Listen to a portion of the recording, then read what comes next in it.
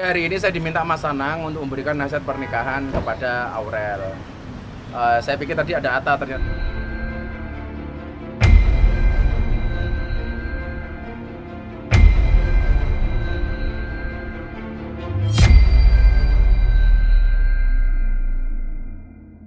Udah siap?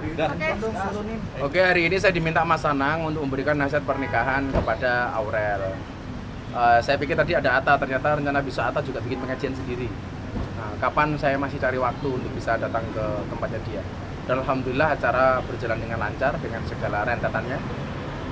Ya sahdu, ya romantis, ya ada ketawanya, komplit lah pokoknya. Nasihat apa ini kasih Gus Miftah mungkin? Saya memberikan nasihat kepada keduanya. Aurel, banyak yang mengatakan kenapa kamu nikah muda.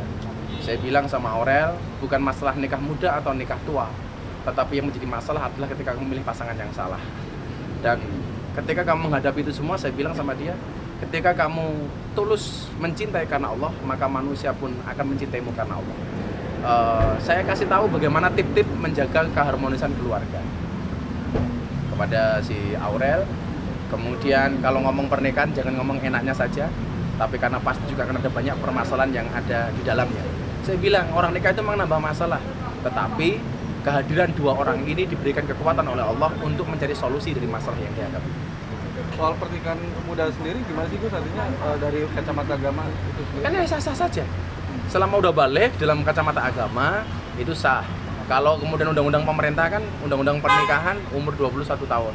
Kan sudah layak untuk itu, baik Atta maupun Aurelnya. Jadi nggak ada masalah sampai hari ini. Oke, Gus tadi bertemu juga langsung Kak nasihat untuk Aurel sendiri atau memang? Iya, jadi memang secara khusus kita memberikan nasihat kepada Aurel. Saya kasih apa sih ciri-ciri wanita solehah menurut Rasulullah?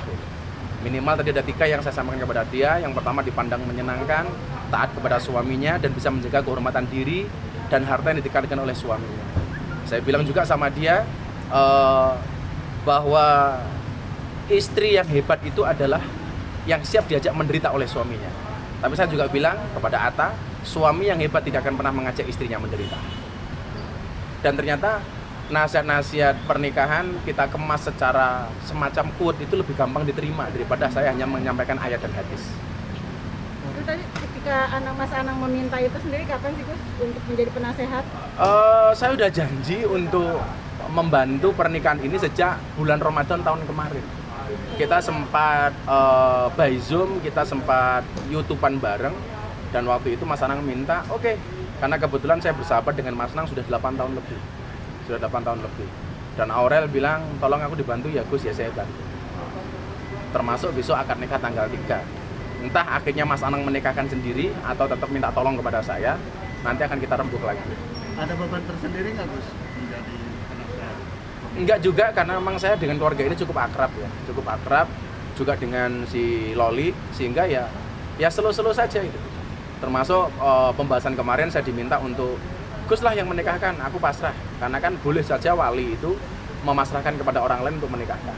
Tapi nanti jadinya seperti apa, benar Mas Anang mau pasrah sama saya atau beliau punya keberanian untuk menikahkan dirinya sendiri, ya gak ada masalah. Saya nanti akan ngomong sama Mas Anang, kalau bisa Mas Anang langsung menikahkan si Loli. Karena dulu juga si Asanti kan Mas Gangsar itu memasrahkan kepada orang lain. Karena boleh menikahkan diri langsung sebagai wali atau pasrah kepada orang lain.